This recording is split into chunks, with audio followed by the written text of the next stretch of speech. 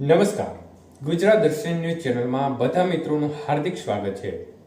તો મિત્રો, ખાસ કરીને દેશી વિજ્ઞાન આધારિત ઘણી ખરી એવી પદ્ધતિઓ હોય છે જેના આધારે ચોમાસાનો વર્તારો કાઢવામાં આવતો હોય છે। ત્યારે ખાસ કરીને આપણે ગુજરાતમાં ટીટોડીના ઈંડાને પણ ખૂબ જ મહત્વ આપવામાં આવે છે। ખાસ કરીને ઉનાળાના સમયગાળા દરમિયાન ખેતરમાં કાળઝાળ ગરમી વચ્ચે ટીટોડી છે તે ઈંડા મૂકતી હોય છે। ત્યારે ટીટોડીના ઈંડાની સંખ્યાના આધારે આગામી જે ચોમાસાના મહિનાઓ હોય છે તેમના વરસાદનું આંકલન કરવામાં આવતું હોય છે।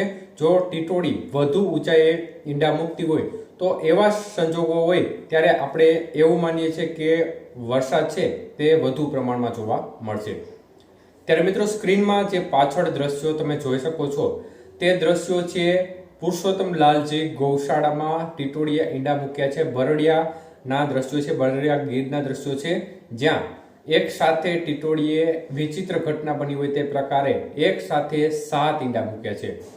તો ભાગ્યે જ આ પ્રકારની ઘટના જોવા મળતી હોય છે, કારણ કે મોટા ભાગે ટીટોડી છે તે 3 અથવા તો 4 ઈંડા મૂકતી હોય છે। મોટા ભાગે 4 ઈંડાની સંખ્યા વધુ પ્રમાણમાં જોવા મળતી હોય છે, પરંતુ ભાગ્યે જ 7 ઈંડા જોવા મળતા હોય છે।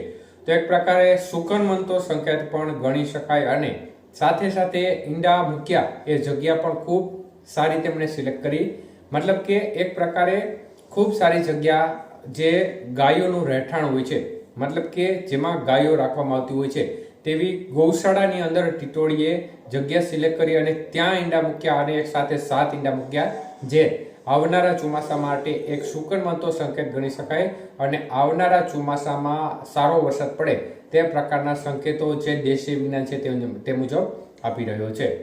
તો આપણે દેશી વિજ્ઞાન આધારિત આગાહી ઘણા ખરા મિત્રો કરતા હોય છે, જેમાં વિવિધ પરિબળોને ધ્યાનમાં લેવામાં આવતા હોય છે, જેમાં ખાસ કરીને જે વાદળો આકાશમાં થતા હોય છે તેને કસકાતરા, મતલબ કે જે કસકાતરા થતા હોય છે તે, તેમજ લીંબોડીમાં મતલબ કે લીમડામાં આવતો મોર, કેસુડામાં આવતા ફૂલ, બોરડીમાં આવતા બોર, રાફડાની ઊંચાઈની સંખ્યા કેટલી છે, મતલબ કે રાફડાની ઊંચાઈ કેટલી જઈ રહી છે।